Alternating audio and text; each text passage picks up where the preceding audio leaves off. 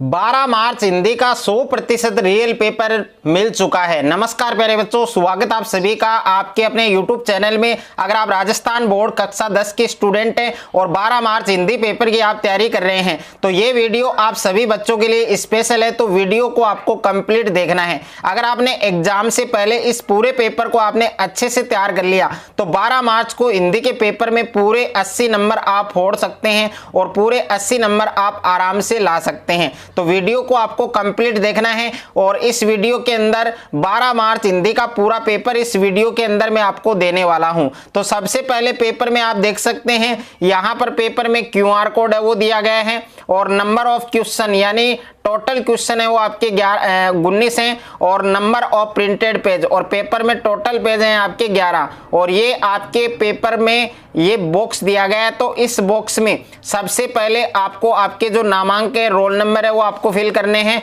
और यहाँ पर क्वेश्चन बुकेट नंबर भी आपको दे रखा है S724508। ये आपके क्वेश्चन बुकेट नंबर है और ये हिंदी का आपके S02 और यहाँ पर माध्यमिक परीक्षा 2025 का ये पेपर है आपके और सेकेंडरी एग्जामिनेशन 2025 का पेपर है जो आपके 12 मार्च को होने वाला है। और 12 मार्च से पहले अगर आपने इस वीडियो को आपने कंप्लीट देख लिया और ये पूरा पेपर आपने अच्छे से तैयार कर लिया तो 12 मार्च हिंदी के पेपर में पूरे 80 नंबर आप फोड़ सकते हैं, पूरे 80 नंबर आप अचीव कर सकते हैं और पूरा पेपर विद सॉल्यूशन इस वीडियो के अंदर मैं आपको बताने वाला हूं। हिंदी का ये पेपर है आपके और समय है वो आपको 3 घंटे 15 मिनट दिए गए हैं। 3 घंटे 15 मिनट में हिंदी का ये पूरा पेपर आपको हल करना है। तो सबसे पहले देखिए यहाँ पर पूर्णांक दे रखा है 80 नंबर का ये पेपर आपके होने वाला है। तो परीक्षार्थियों के लिए जो सामान्य निर्देश हैं वो दिए गए हैं। यहाँ पर पहला निर्देश दिया गया है कि परीक्षार्थी सर्वप्रथम अपने प्रश्न पत्र पर नामांक है रोल नंबर है वो जरूर लिखें और दूसरा निर्देश दिया है कि सभी प्रश्न हल करने अनिवार्य हैं और तीसरा निर्देश दे रखा है कि प्रत्येक प्रश्न का उत्तर है वो दी गई उत्तर पुस्तिका में लिखें और 4 नंबर निर्देश दे रखा है कि जिन प्रश्नों में आंतरिक खंड हैं उन सभी के उत्तर एक साथ में लिखें और 5वां निर्देश दिया गया है कि प्रश्न का उत्तर लिखने से पूर्व प्रश्न का जो क्रमांक है वो आपको अवश्य लिखना है। तो हिंदी का ये पूरा पेपर में आपको इस वीडियो के अंदर उत्तर सहित बताने वाला हूं, तो वीडियो को आपको कंप्लीट देखना है। तो सबसे पहले आप देख सकते हैं पेपर में सबसे पहले आपको खंड ए दिया गया है और खंड ए के अंदर आपको प्रश्न संख्या 1 दिया गया है कि निम्नलिखित वस्तुनिष्ठ प्रश्नों के उत्तर अपनी उत्तर पुस्तिका में लिखिए। तो इसमें पहला प्रश्न दे रखा है आपको कि ऐसे सर्वनाम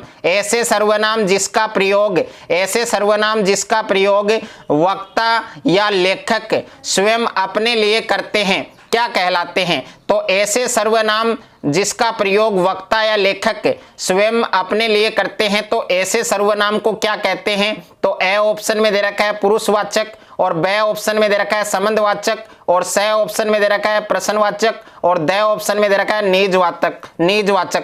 तो इस क्वेश्चन का सही उत्तर होगा आपके ऑप्शन नंबर द यानी निजवाचक सर्वनाम इस क्वेश्चन का करेक्ट आंसर है। उसके बाद में दूसरा प्रश्न दे रखा है आपको सेकंड क्वेश्चन आपके दिया गया है कि विशेषण के भेदों की संख्या है। तो विशेषण के जो भेद हैं उनकी संख्या आपको बतानी है कि विशेषण के कितने भेद होते हैं। तो ए ऑप्शन में दे रखा है 5, बे ऑप्शन में दे रखा है 4 और स ऑप्शन में दे रखा है 3 और द ऑप्शन में दे रखा है आपको 2। तो इस क्वेश्चन का सही उत्तर होगा आपके ऑप्शन नंबर ए यानी विशेषण है उसके भेदों की जो संख्या है वो कितनी है 5 यानी विशेषण के 5 भेद होते हैं। तो ए ऑप्शन इस क्वेश्चन का करेक्ट आंसर होगा। उसके बाद में तीसरा प्रश्न दे रखा है आपको कि क्रिया विशेषण के भेद होते हैं। तो क्रिया विशेषण के कितने भेद होते हैं। ए ऑप्शन में दे रखा है आपको 2 और बे ऑप्शन में दे रखा है 3 और स ऑप्शन में दे रखा है आपको 4 और द ऑप्शन में दे रखा है 5। तो क्रिया विशेषण के कितने भेद होते हैं 5 होते हैं। तो द ऑप्शन आपका सही होगा यानी इस प्रश्न का सही उत्तर आपके ऑप्शन नंबर द होगा। उसके बाद में 4 नंबर प्रश्न दे रखा है आपको कि गर्मी शब्द है इसमें प्रयुक्त प्रत्यय आपको बताना है। तो गर्मी आपको एक शब्द दिया गया है, इस शब्द में आपको प्रयुक्त प्रत्यय बताना है। तो ए ऑप्शन में दे रखा है आपके मी और बे ऑप्शन में दे रखा है बड़ी ई और स ऑप्शन में दे रखा है रमी और द ऑप्शन में दे रखा है आपको री। तो इस प्रश्न का सही उत्तर होगा आपके ऑप्शन नंबर बे होगा यानी गर्मी शब्द में प्रयुक्त प्रत्यय क्या है, इसमें बड़ी ई होगी, तो इसमें ब ऑप्शन है वो आपका करेक्ट होगा। उसके बाद में प्रश्न संख्या 5 आपको दिया गया है। क्वेश्चन नंबर 5 आप देख सकते हैं कि एक आदर्श राजा का धर्म, यहां पर देखिए क्वेश्चन नंबर 5 को आप देख सकते हैं कि एक आदर्श राजा का धर्म है कि प्रजा सताई न जाए। एक आदर्श राजा का धर्म क्या है कि प्रजा है वो सताई न जाए। यह उक्ति किसके द्वारा कही गई है, तो ए ऑप्शन में दे रखा है गोपियों के, ब ऑप्शन में उद्धव के, स ऑप्शन में सूरदास के और द ऑप्शन में श्री कृष्ण के। तो एक राजा का धर्म है कि प्रजा सताई न जाए, यह पंक्ति किसके द्वारा कही गई है, यह गोपियों के द्वारा कही गई है, तो इसमें ए ऑप्शन है वो आपका करेक्ट होगा। उसके बाद में नेक्स्ट है आपके प्रश्न संख्या 6 आपको दिया गया है कि प्रस्तुत, प्रश्न संख्या 6 आप देख सकते हैं कि प्रस्तुत आत्मकथ्य रचना के लेखक कौन हैं, तो प्रस्तुत आत्मकथ्य रचना के जो लेखक हैं उनका नाम आपको बताना है। तो ए ऑप्शन में दे रखा है जयशंकर प्रसाद और ब ऑप्शन में दे रखा है तुलसीदास और स ऑप्शन में दे रखा है सूरदास और द ऑप्शन में दे रखा है देव। तो प्रस्तुत आत्मकथ्य रचना के जो लेखक हैं उनका नाम क्या है, उनका नाम है जयशंकर प्रसाद। तो इस प्रश्न का सही उत्तर क्या होगा, आपके ऑप्शन नंबर ए होगा। उसके बाद में 7वां प्रश्न दे रखा है आपको, प्रश्न संख्या 7 है कि सूरज की किरणों का रूपांतर है, तो जो सूरज है उसकी किरणों का रूपांतर कौन है, तो ए ऑप्शन में दे रखा है फसल, ब ऑप्शन में दे रखा है मिट्टी और स ऑप्शन में दे रखा है हवा और द ऑप्शन में दे रखा है पानी। तो यहां पर प्रश्न में आपको क्या पूछा गया है कि फसलों सूरज की किरणों का रूपांतर कौन है, फसल है। तो इस प्रश्न का सही उत्तर क्या होगा, आपके ऑप्शन नंबर ए होगा यानी फसल। उसके बाद में 8वां प्रश्न दे रखा है आपको कि निम्न में से क्या संगतकार के स्वर की विशेषता नहीं है, तो यहां पर देखिए 8वां प्रश्न दिया गया आपको कि निम्न में से क्या संगतकार के स्वर की विशेषता नहीं है, तो ए ऑप्शन में है मधुर, ब ऑप्शन में है कमजोर और स ऑप्शन में है आत्मविश्वास और द ऑप्शन में दे रखा है आपको कंपनशील। तो इस प्रश्न का सही उत्तर क्या होगा, आपके ऑप्शन नंबर स होगा यानी ऑप्शन नंबर स में आपको क्या दिया गया है, आत्मविश्वास दिया गया है। तो आत्मविश्वास इस प्रश्न का सही उत्तर होगा। उसके बाद में प्रश्न संख्या 9 आपको दिया गया है कि भगत ग्रस्त होते हुए भी वस्तुत थे, तो ए ऑप्शन में क्या दे रखा है आपको पाखंडी और ब ऑप्शन में दे रखा है साधु, स ऑप्शन में दे रखा है साहेब और द ऑप्शन में दे रखा है धर्मगुरु। तो भगत ग्रस्त होते हुए भी क्या थे, साधु थे, तो इसमें ब ऑप्शन है वो आपका क्या होगा, करेक्ट होगा। उसके बाद में प्रश्न संख्या 10 दे रखा है आपको, क्वेश्चन नंबर 10 दे रखा है कि लेखिका मन्नू भंडारी का जन्म हुआ था, तो लेखिका मन्नू भंडारी है उनका जन्म कहाँ हुआ था, ए ऑप्शन में दे रखा है इंदौर में, ब ऑप्शन दे रखा है भानपुरा गांव में, स ऑप्शन दे रखा है जबलपुर में और द ऑप्शन दे रखा है भोपाल में। तो लेखिका मन्नू भंडारी का जन्म कहाँ हुआ था, भानपुरा गांव में हुआ था। तो इस प्रश्न का सही उत्तर क्या होगा, ब ऑप्शन होगा। उसके बाद में प्रश्न संख्या 11 आपको दे रखा है, यहाँ पर क्वेश्चन नंबर 11 है कि नौबत खाने में इबादत पाठ है उसके लेखक कौन है, तो नौबत खाने में इबादत पाठ के लेखक का नाम आपको लिखना है। तो ए ऑप्शन में है बिस्मिल्लाह खां, ब ऑप्शन में है यतीन्द्र मिश्र, स ऑप्शन में है स्वयं प्रकाश और द ऑप्शन में है मन्नू भंडारी। तो नौबत खाने में इबादत पाठ के लेखक का नाम क्या है, यतीन्द्र मिश्र है। तो इस प्रश्न का सही उत्तर क्या होगा, आपके ऑप्शन नंबर ब होगा। उसके बाद में क्वेश्चन नंबर 12 आपको दे रखा है, क्वेश्चन नंबर 12 है आपके कि मनुष्य द्वारा आत्म विनाश के साधनों का प्रयोग किया जाना है, तो ए ऑप्शन में है सभ्यता, ब ऑप्शन में है संस्कृति और उसके बाद में स ऑप्शन में दे रखा है आपको यहां पर वीरता और द ऑप्शन में दे रखा है आपको असभ्यता। तो इस प्रश्न का सही उत्तर क्या होगा, आपके ऑप्शन नंबर द होगा यानी असभ्यता। उसके बाद में प्रश्न संख्या 13 आपको दे रखा है, क्वेश्चन नंबर 13 है आपके कि शिव पूजन सहाय बचपन में अपने पिताजी के साथ कौन सा खेल खेलता था, तो ए ऑप्शन में है कबड्डी, ब ऑप्शन में है क्रिकेट और स ऑप्शन में है आपके खो खो और द ऑप्शन में है आपके कुश्ती। तो इस प्रश्न का सही उत्तर होगा आपके, इस प्रश्न का सही उत्तर आपके ऑप्शन नंबर द होगा यानी कुश्ती। उसके बाद में प्रश्न संख्या 14 आपको दिया गया है कि गैंगटॉक, प्रश्न संख्या 14 है कि गैंगटॉक गंतोक का क्या अर्थ है, तो ए ऑप्शन में है जलाशय और ब ऑप्शन में दे रखा है आपको चोटी और स ऑप्शन में दे रखा है आपको पहाड़ और द ऑप्शन में दे रखा है आपको मेटुला। तो यहां पर देखिए गैंगटॉक जिससे गंतोक कहा जाता है, तो इसका अर्थ किससे है? पहाड़ से है। तो इस प्रश्न का सही उत्तर क्या होगा? आपके ऑप्शन नंबर सी यानी पहाड़ होगा। उसके बाद में 15वां प्रश्न दे रखा है आपके कि मैं क्यों लिखता हूं, मैं क्यों लिखता हूं पाठ के रचनाकार कौन है? तो मैं क्यों लिखता हूं ये चैप्टर आपने पढ़ा है, इस चैप्टर के जो रचनाकार है उनका नाम आपको लिखना है। तो ए ऑप्शन में है स्वयं प्रकाश, बी ऑप्शन में दे रखा है आपके यशपाल, और सी ऑप्शन में दे रखा है यतीन्द्र मिश्र, और द ऑप्शन में दे रखा है आपके अयज्ञ। तो इस प्रश्न का सही उत्तर क्या होगा? आपके ऑप्शन नंबर द होगा, यानी मैं क्यों लिखता हूं इस पाठ के रचनाकार कौन है? अयज्ञ हैं। तो इसमें द ऑप्शन आपका करेक्ट होगा। उसके बाद में यहां पर सेकंड प्रश्न आपको दिया गया है कि रिक्त स्थानों की पूर्ति कीजिए। तो इसमें आपको रिक्त स्थानों की पूर्ति करनी है। इसमें पहला प्रश्न दे रखा है आपको कि सर्वनाम शब्दों में मुख्यतः कारक होते हैं। तो सर्वनाम शब्द हैं, इनमें मुख्यतः कितने कारक होते हैं? तो इस प्रश्न का सही उत्तर होगा आपके 7। तो इसमें आपको 7 फिल करना है। ओके, उसके बाद में सेकंड दे रखा है आपको, दूसरा प्रश्न दिया गया है आपको कि मैं रिक्त स्थान दिया गया है। स्टार्टिंग में ही आपको रिक्त स्थान में आपको क्या दिया गया है कि रिक्त स्थान और उसमें में संक्रमक और आक्रमक दोनों प्रकार की क्रियाओं का प्रयोग होता है। तो कौन से वाच्य में संक्रमक और आक्रमक दोनों क्रियाओं का प्रयोग होता है? तो उस वाच्य को क्या कहते हैं? कृतवाच्य कहते हैं। तो इसमें आपको कृतवाच्य लिखना है, और ये नाम है ये आपको सही से लिखना है। इसमें मात्रा वगैरह जो भी अशुद्धियां हैं वो आपको नहीं लिखने हैं, शुद्ध वाक्य आपको लिखना है। क्योंकि अगर वाक्य में आपने कहीं पर भी मिस्टेक कर दी लिखने में, तो इसके नंबर है वो आपके कट हो सकते हैं। ओके, आपके मार्क्स कट सकते हैं। तो ये नाम आपको अच्छे से लिखना है, कृतवाच्य। उसके बाद में तीसरा प्रश्न दे रखा है आपको कि वे प्रत्यय जो संज्ञा, सर्वनाम और विशेषण के बाद लगकर नए शब्दों की रचना करते हैं, उन्हें कौन सा प्रत्यय कहते हैं? तो इसमें आपको क्या फिल करना है? तदित। इसमें क्या आएगा? आपके तदित प्रत्यय आएगा। ओके, यानी तदित है नाम है वो आपको सही से लिखना है, तदित। ये तदित प्रत्यय की परिभाषा है आपकी कि वे प्रत्यय जो संज्ञा, सर्वनाम और विशेषण के बाद लगकर नए शब्दों की रचना करते हैं, उन्हें तदित प्रत्यय कहते हैं। उसके बाद में 4 नंबर दे रखा है आपके कि तत्पुरुष समास के उपभेद प्रमुखतः होते हैं। तो जो तत्पुरुष समास है उसके उपभेद है, उनकी संख्या कितनी होती है?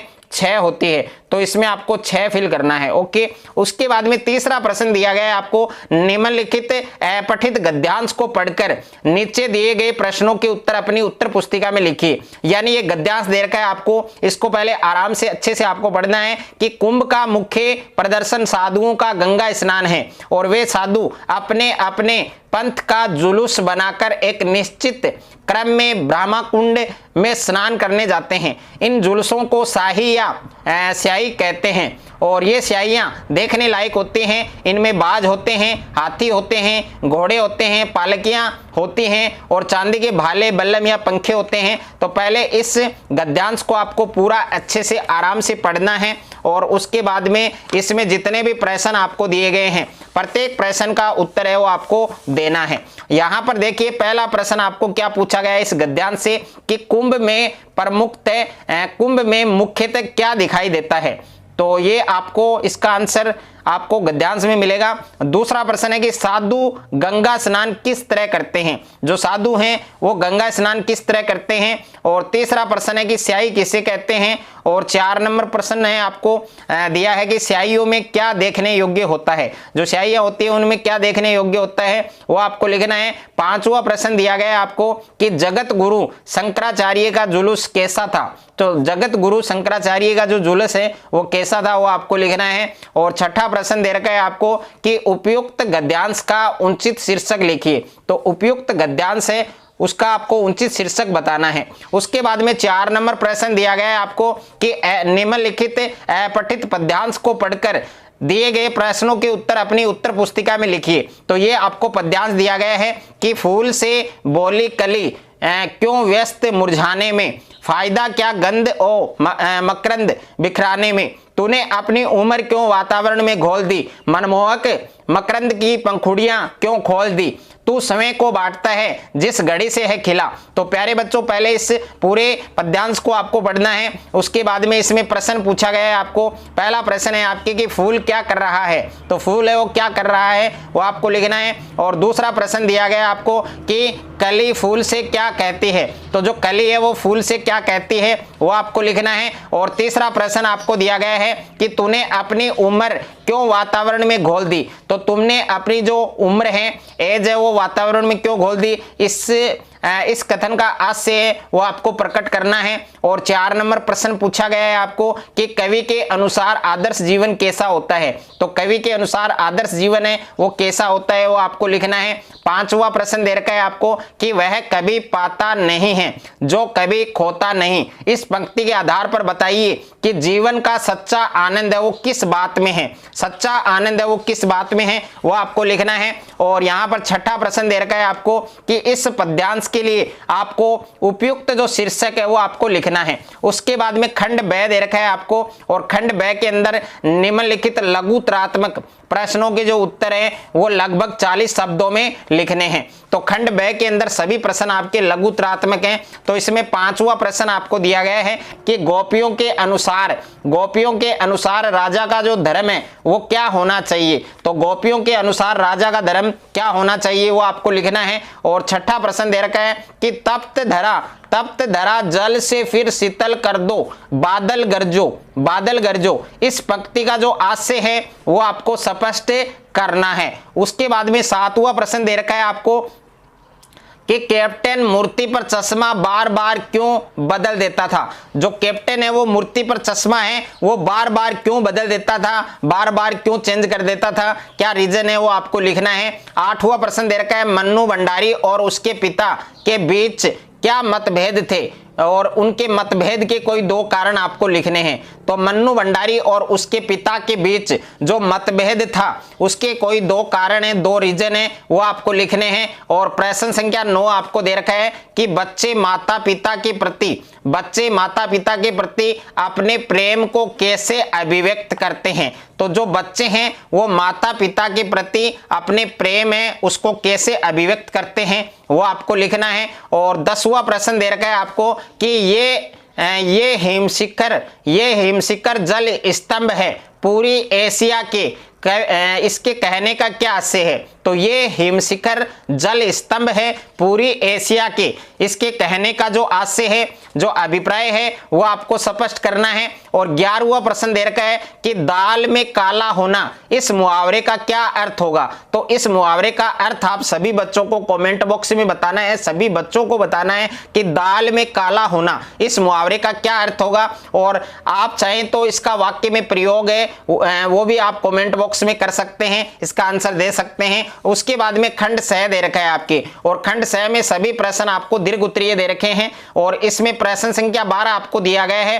कि निम्नलिखित पठित गद्यांश को पढ़कर पूछे गए प्रश्नों के उत्तर अपनी उत्तर पुस्तिका में लिखिए। तो ये आपको पठित गद्यांश दिया गया है जो बुक से है आपके, कि एक संस्कृत व्यक्ति किसी नई चीज की खोज करता है किंतु उसकी संतान को वह अपने पूर्वज से अनायास ही प्राप्त हो जाती है।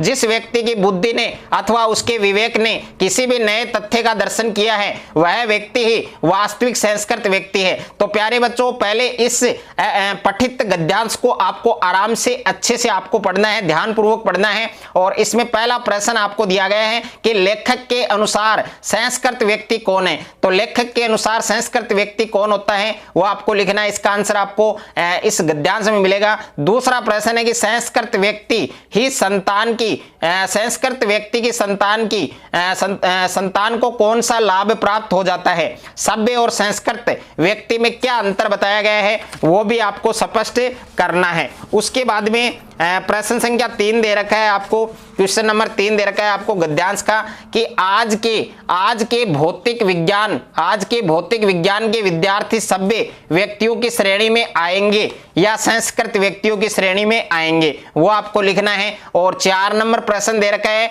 कि भौतिक विज्ञान के छात्रों को संस्कृत कब कहा जा सकता है। तो भौतिक विज्ञान के जो छात्र हैं, जो विद्यार्थी हैं, उनको संस्कृत कब कहा जा सकता है वो आपको लिखना है। और अथवा में भी आपको एक पठित गद्यांश दिया गया है, अगर आप ये वाला करना चाहे तो ये कर सकते हैं। पहले इसको पढ़े कि यहाँ पर ठाली बैठे कल्पना करते रहने की पुरानी आदत है। नवाब साहब की असुविधा और संकोच के कारण का अनुमान करने लगे। संभव है नवाब साहब ने बिल्कुल अकेले यात्रा कर सकने के अनुमान में किफायत के विचार से कि सेकंड क्लास का टिकट खरीद लिया हो और अब गवारा न हो कि शहर का कोई सफेद पोश उन्हें मजले दर्जे में सफर करता देखे। तो प्यारे बच्चों, ये पूरा अच्छे से आराम से आपको पढ़ना है। इसमें पहला प्रश्न आपको दिया गया है कि लेखक ने नवाब साहब की असुविधा और संकोच के बारे में क्या अनुमान लगाया है, वो आपको लिखना है। और दूसरा प्रश्न दे रखा है कि लेखक की नवाबों के बारे में क्या धारणा है। और तीसरा प्रश्न है आपके कि लेखक की क्या आदत थी और क्यों, ये आपको लिखना है। 4 नंबर प्रश्न है आपके कि इस गद्यांश में लेखकों के स्वभाव की क्या विशेषताएं सामने आती हैं, वो आपको लिखना है। उसके बाद में प्रश्न संख्या 13 है आपके कि निम्नलिखित पठित पद्यांश को ध्यानपूर्वक पढ़कर पूछे गए प्रश्नों के उत्तर अपनी उत्तर पुस्तिका में लिखिए। तो पहले देखिए, ये जो पद्यांश आपको दिया गया है कि मिला कहां वह सुख जिसका मैं सौपन देखकर जाग गया, आलिंगन में आते आते मुस्कुरा कर जो भाग गया, जिसके अरुण कपोलों की मतवाली सुंदर छाया में अनुरागिनी उत्साह लेती थी निज सुहाग माया में। तो प्यारे बच्चों, पहले इस पठित पद्यांश को आपको आराम से ध्यानपूर्वक पढ़ना है। इसमें पहला प्रश्न दिया गया है कि कवि को कौन सा सुख नहीं मिल सका, तो कवि को कौन सा सुख नहीं मिल सका वो आपको लिखना है। और दूसरा प्रश्न है कि जिसके अरुण कपोलों की मतवाली सुंदर छाया में, इस कथन का क्या आशय है वो आपको स्पष्ट करना है। तीसरा प्रश्न है कवि ने स्वयं को थका पथिक क्यों कहा है और अथवा कविता में थका पथिक है वो कौन है। और 4 नंबर है थके पथिक की पंथा जिसके लिए प्रयुक्त हुआ है, इसका क्या अभिप्राय है, इसका क्या आशय है वो आपको स्पष्ट करना है। और अथवा में भी आपको एक पठित पद्यांश दिया गया है, अगर आप इसको करना चाहें तो इसको कर सकते हैं कि बादल गरजो घेर घेर गौर गगन धराधर हो ललित ललित काले गुंगराले। और यहां पर आपको दे रखा है कि बाल कल्पना कैसे पाले। तो प्यारे बच्चों, पहले इस पठित पद्यांश को बड़े आराम से ध्यानपूर्वक। इसमें पहला प्रश्न दिया गया है कि कवि बादल से गुजरने का आग्रह क्यों कर रहा है। और दूसरा प्रश्न है कि कवि ने बादल को नवजीवन वाले क्यों कहा है। और तीसरा प्रश्न है कि बादल है वो किसका प्रतीक है और क्यों है, वो आपको लिखना है। 4 नंबर प्रश्न है कवि बादल से क्या करने को अनुरोध कर रहा है, यानी कवि बादल से क्या करने का अनुरोध कर रहा है वो आपको लिखना है। उसके बाद में प्रश्न संख्या 14 है आपके कि अपने खां साहब रियाजी और सवादी दोनों रहे हैं, नौबत खाने में इबादत पाठ के आधार पर इस कथन को आपको स्पष्ट करना है। और अथवा में प्रश्न दे रखा है कि उसमें उनका विश्वास बोल रहा था, वह चरम विश्वास जो हमेशा ही मृत्यु पर विजय होता आया है। इस कथन में बाल गोपिन भगत के किस विश्वास के बारे में बताया गया है वो आपको लिखना है। और उसके बाद में प्रश्न संख्या 15 है कि अट नहीं रही है कविता ने चरित्र फागुन के सौंदर्य के विभिन्न चित्र अपने शब्दों में प्रस्तुत कीजिए। उसके बाद में अथवा में प्रश्न दे रखा है कि गोपियों ने यह क्यों कहा कि हरि अब राजनीति पढ़ आए हैं। उसके बाद में प्रश्न संख्या 16 आपको दे रखा है कि मन्नू भंडारी के कर्तृत्व एवं व्यक्तित्व के बारे में लिखना है, यानी इसका जीवन परिचय आपको देना है। और अथवा में प्रश्न है आपके कि सूरदास के कर्तृत्व एवं व्यक्तित्व के बारे में लिखिए। तो दोनों में से एक का जीवन परिचय आपको देना है। और खंड द है आपके, खंड द में प्रश्न संख्या 17 है आपके कि फौजी छावनी पर लिखे लेख the give over today for your tomorrow पढ़कर लेखिका का मन है वो उदास क्यों हो गया। और इसके अथवा में प्रश्न दे रखा है कि हिरोशिमा की घटना विज्ञान का भयानकतम दुरुपयोग है, आपकी दृष्टि में विज्ञान का दुरुपयोग कहां और किस तरह से हो रहा है वो आपको लिखना है। 18वां प्रश्न है निम्नलिखित विषयों में से किसी एक विषय पर लगभग 300 शब्दों में आपको निबंध है वो आपको बनाना है। उसके बाद में अगला प्रश्न दे रखा है आपको, यहां पर देखिए निबंध है, पहला निबंध दे रखा है आपको राष्ट्रीय सुरक्षा और विज्ञान, दूसरा है आपके बेरोजगारी समस्या और समाधान, और तीसरा है विद्यार्थी और अनुशासन, और 4 नंबर है होली। उसके बाद में प्रश्न संख्या 19 दे रखा है आपको कि आपके मोहल्ले में आए दिन चोरियां हो रही हैं और उनकी रोकथाम के लिए थानाध्यक्ष को गश्त बढ़ाने हेतु आपको क्या लिखना है, पत्र लिखना है। और अथवा में प्रश्न दे रखा है कि आपके पिताजी के दुर्घटनाग्रस्त हो जाने पर आपके मित्र सुनील ने आपकी बहुत सहायता की और आपको स्थिति का सामना करने का हौसला दिया, उसे धन्यवाद देते हुए आपको एक पत्र लिखना है। और उसके बाद में प्रश्न संख्या 20 है कि आपके पिताजी अपना पुराना स्कूटर बेचना चाहते हैं, इसके लिए आपको विवरण देते हुए आपको एक विज्ञापन है वो तैयार करना है। और अथवा में प्रश्न है आपके विद्यालय में SUPW शिविर में निर्मित अनुपयोगी सामग्री बिक्री हेतु एक विज्ञापन आपको तैयार करना है। तो हिंदी का ये पूरा पेपर जो मैंने इस वीडियो के अंदर आपको बताया है, पूरा पेपर आपको तैयार करना है। और पूरा पेपर है वो अगर आपने एग्जाम से पहले अच्छे से आपने तैयार कर लिया तो 12 मार्च हिंदी के पेपर में पूरे 80 नंबर हैं वो आप फोड़ सकते हैं। और अगर आपको ये वीडियो अच्छा लगे तो वीडियो को आप ज्यादा से ज्यादा शेयर करें, ज्यादा से ज्यादा वीडियो को लाइक करें। और चैनल पर आप नए हैं तो चैनल को आप सब्सक्राइब कर लीजिए और साथ में नोटिफिकेशन बेल को प्रेस कर लीजिए।